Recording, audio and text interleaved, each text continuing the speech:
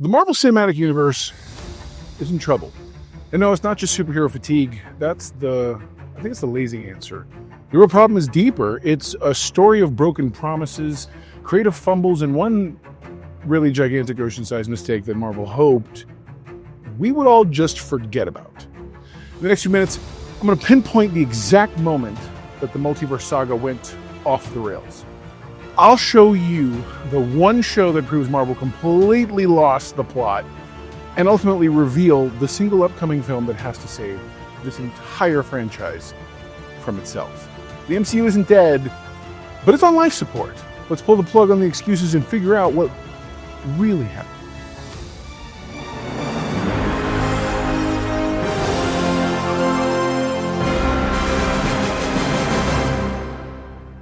All right, welcome back. So how did we get here? Well, to understand the mess of Phase 5, we have to go back to the shaky foundation it was built on, Phase 4.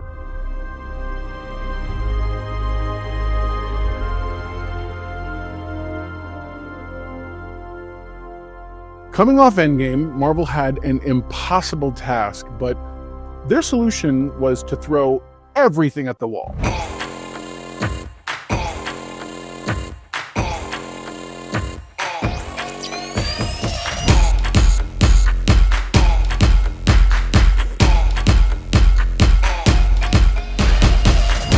We got a full lot of new characters and the messy introduction of the multiverse. Some of it was great, but a lot of it felt like homework. Let's be real, Phase 4 had some bangers. Shang-Chi was a total breath of fresh air, awesome new hero, incredible fight scenes, the choreography was unreal. Why isn't the sequel already here? And of course, Spider-Man No Way Home, that wasn't just a movie, it was an event. It's the one time the multiverse concept has truly 100% worked. It gave us nostalgia, emotion, everything that was the promise of the multiverse saga. But then, there's the other stuff. Eternals. What a beautiful, boring, and narratively pointless misfire. It introduced God-tier concepts and ended with a giant celestial sticking out of the Indian Ocean, which the entire MCU then proceeded to ignore for 4 years. This right here was the first major crack in the foundation. It showed us these huge universe-changing events might not actually matter. Doctor Strange, in the Multiverse of Madness, wasn't nearly as mad as it promised, and Thor, Love and Thunder, cracked the code on bad jokes. It totally wasted Christian Bale as Gore, the God Butcher, and rushed through Jane Foster's incredible Mighty Thor storyline. And Wakanda Forever, while made with love, was just overstuffed. It was trying to be a tribute, a Namor introduction, and an Ironheart backdoor pilot all at once. It buckled under the weight. On Disney Plus, it was pretty much the same story, high highs and low lows. WandaVision, brilliant, weird, creative, and a perfect character study. Loki Season 1, even better. It actually set up the stakes for the whole saga and made Loki one of the most compelling characters in the entire MCU. Hawkeye and Moon Knight, I loved these. Hawkeye was fun. Street-level Christmas story that brought back Kingpin. Moon Knight was a genuinely bold, standalone character piece. More of this, please. But then you get to Ms. Marvel and She-Hulk. Look, I wanted to love them. Iman Vellani is a star, and the idea of a superhero legal comedy is great, but both shows just sort of lost steam. Ms. Marvel's plot got tangled up in the clandestines, and She-Hulk got so meta and preachy that it kind of forgot to stick the landing. The finale with She-Hulk literally talking to a robot, Kevin Feige, was sort of a bold swing that completely undercut any stakes that the show had built. And this was the problem with Phase 4. Inconsistency. A few gems buried in a pile of okay, and what was that? It felt like Marvel, under orders from Disney, was just churning out content to fill a streaming service, and those cracks that started with Eternals were about to get a whole lot wider.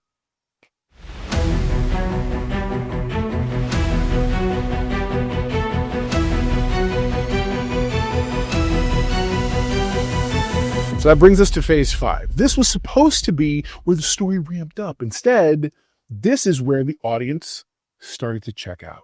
We kicked off with Ant-Man and the Wasp, Quantumania. This was supposed to launch Kang as the next Thanos. Instead, we got this soulless CGI mess that underwhelmed everyone. The villain, who was supposed to threaten the multiverse, he couldn't even beat Ant-Man. Not a great start. Thank God for Guardians of the Galaxy Volume 3, James Gunn delivered a masterpiece. It was a perfect emotional ending to his trilogy. It reminded us that Marvel could still make us feel something. It was a beautiful film, and frankly, one of the best things the MCU has ever done. And then we crashed back to the Earth with the Marvels. What a mess. It felt like a sequel to a movie that was never made. The three leads had chemistry, sure, but they were trapped in a paper-thin plot with a forgettable villain. It became the MCU's biggest box office bomb for a reason.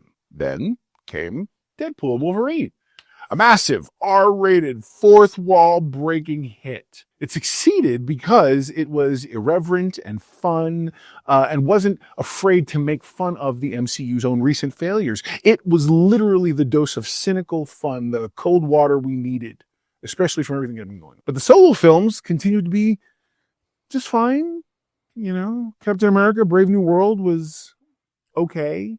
It was great to see Sam Wilson as Cap, but he felt like a side character in his own movie. It was too busy with political subplots and finally addressing the giant celestial in the ocean. And Thunderbolts was a pleasant surprise, a grounded, character-driven story that, well, it actually worked. It felt like a course correction, at least what one should feel like. So 2 big hits, 1 total bomb, and a few functional movies. The pattern of inconsistency, it continues. But the movies weren't the biggest problem in Phase 5. The Disney Plus shows, they hit a new, horrifying low. I'm talking about Secret Invasion. This was, without a doubt, the single worst thing Marvel Studios has ever produced. It took one of the most epic comic storylines, a paranoid spy thriller about shape-shifting aliens, and turned it into a boring, poorly written, and insulting waste of time. They killed Maria Hill for shock value. They wasted Nick Fury, and the ending, which introduces an absurdly overpowered new hero and resolves absolutely nothing. It felt like a slap in the face, because if you skipped the show, you missed absolutely nothing of consequence. I know it sounds overdone, but it was kind of a betrayal of the characters, the story, and ultimately the audience's time. It was trash. Full stop. And right behind it is Ironheart, another show that took a great character concept and at least with the potential that it had, and it buried it under a clunky plot, bad dialogue, and a story that went utterly nowhere. It was the official whimpering end to Phase 5, and it was just bad. Watch my review of the finale and save yourself a watch. Now, it wasn't all a disaster. Loki Season 2 was brilliant. It gave its hero a perfect, I would argue, poetic ending. Agatha Coven of Chaos was fun. I guess spooky was the wrong word, but whatever. But it was a surprise. Daredevil Born Again, while a bit messy, it was decent. A return for a beloved character. But when 2 of your Phases projects are arguably the worst thing ever, you have a serious quality control problem.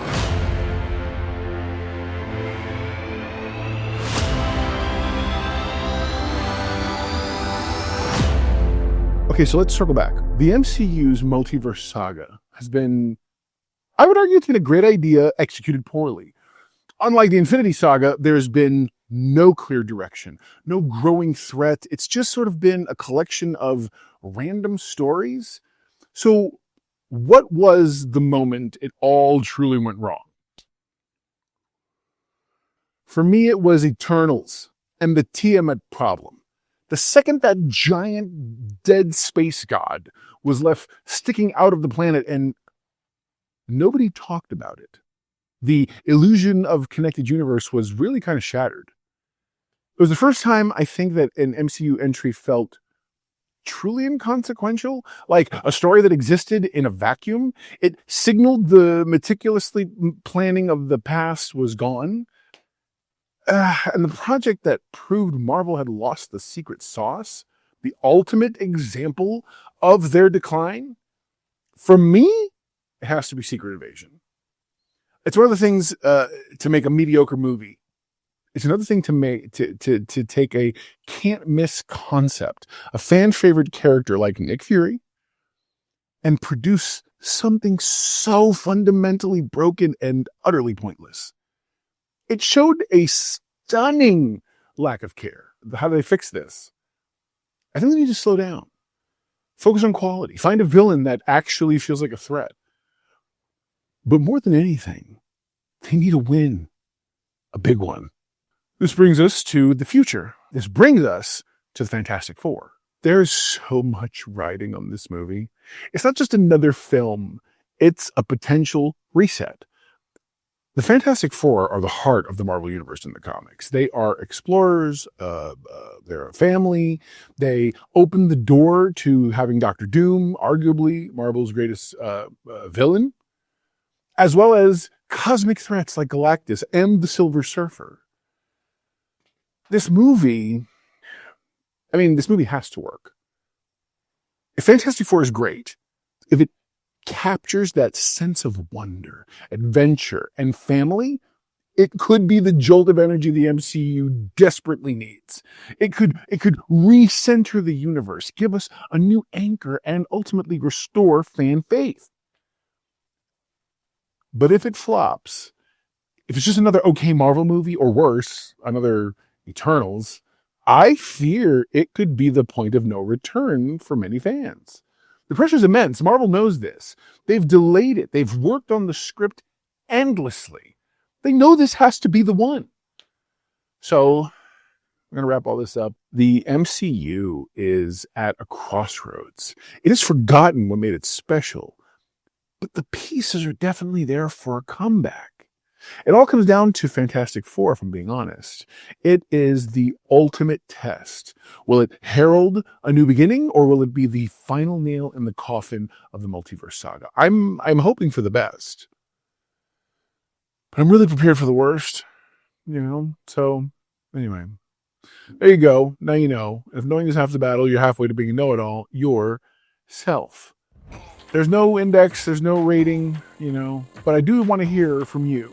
So, what was your breaking point with the MCU? Which movie or show did you love or hate the most? And ultimately, do you think the Fantastic Four can save the day? Let me know in the comments. And if you liked this video, do me a big favor. Subscribe to the channel. Click a little bell notification to be notified when new things drop and whatnot. But yeah, we're gonna see what the future holds together. At least I'm gonna be here ready and willing to talk about it. Hopefully you will be too. All right, guys, I'll talk to you again real soon. Never forget, everyone loves a know-it-all.